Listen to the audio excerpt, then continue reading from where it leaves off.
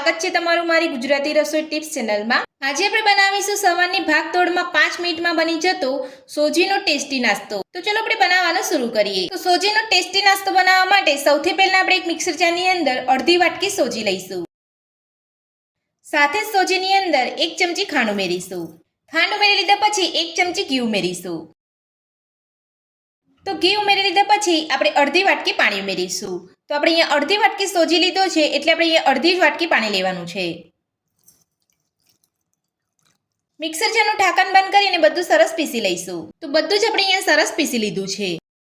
તો આ રીતનું તમારે બધું પીસવાનું છે। તો તમે જોઈ શકો છો એકદમ સ્મૂથ અને એકદમ સરસ આપણું પીસાયું છે। તો બધું જ પીસીને આપણે નાસ્તાના ખીરાને એક બાઉલની અંદર કાઢી લીધું છે। તો હવે આપણે તેની અંદર નાની અડધી ચમચી જીરું ઉમેરીશું। સાથે જ 2 ચપટી જેટલા કાળા તલ ઉમેરીશું। સાથે જ સ્વાદ પ્રમાણે મીઠું ઉમેરીશું। બધું સરસ મિક્સ કરી લઈશું। તો બધું જ આપણે સરસ મિક્સ કરી લીધું છે। તો હવે આપણે ખીરાને 5 મિનિટ માટે ઢાંકીને રહેવા દઈશું। તો નાસ્તાના ખીરાને ઢાંકી અહીંયા 5 મિનિટ જેટલો સમય થઈ ગયો છે। તો હવે આપણે ચેક કરી લઈશું। તો ખીરું આપણું એકદમ સરસ રીતે અહીંયા સેટ થઈ ગયું છે અને સોજી પણ આપણો સરસ અહીંયા ફૂલી ગયો છે। તો હવે આપણે ખીરામાંથી નાસ્તો બનાવીશું। નાસ્તાનું ખીરું પેનની અંદર લેતા પહેલા આપણે 1 ચમચી પેનની અંદર તેલ લગાવી લઈશું। પેનની અંદર આપણે અહીંયા તેલ લગાવી લીધું છે। તો હવે આપણે નાસ્તાનું ખીરું લઈ લઈશું।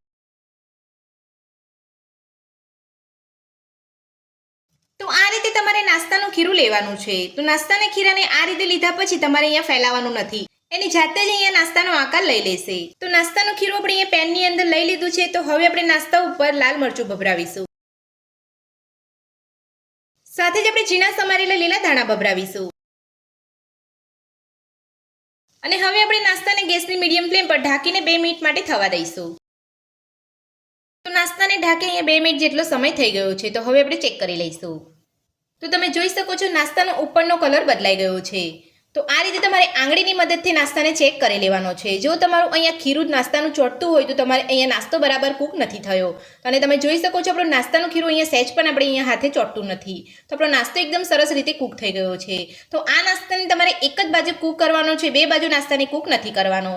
તો હવે આપણે નાસ્તાને કાઢી લઈશું અને આ જ રીતે બધો નાસ્તો બનાવી લઈશું।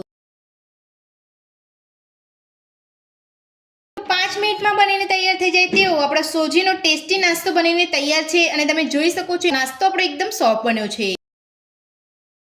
તો આ સોજીનો નવો નાસ્તો બનાવવાની રીત તમને મારી કેવી લાગી મને કોમેન્ટ બોક્સમાં કોમેન્ટ કરીને જરૂરથી જણાવજો અને મારી આ રીતે આ નાસ્તો બનાવવાનું ઘરે એકવાર જરૂરથી ટ્રાય કરજો। આજની રેસીપી પસંદ આવી તો વિડીયોને લાઈક કરજો, ચેનલને સબસ્ક્રાઇબ કરજો, તમારા મિત્રોને જરૂરથી શેર કરજો। Thank you.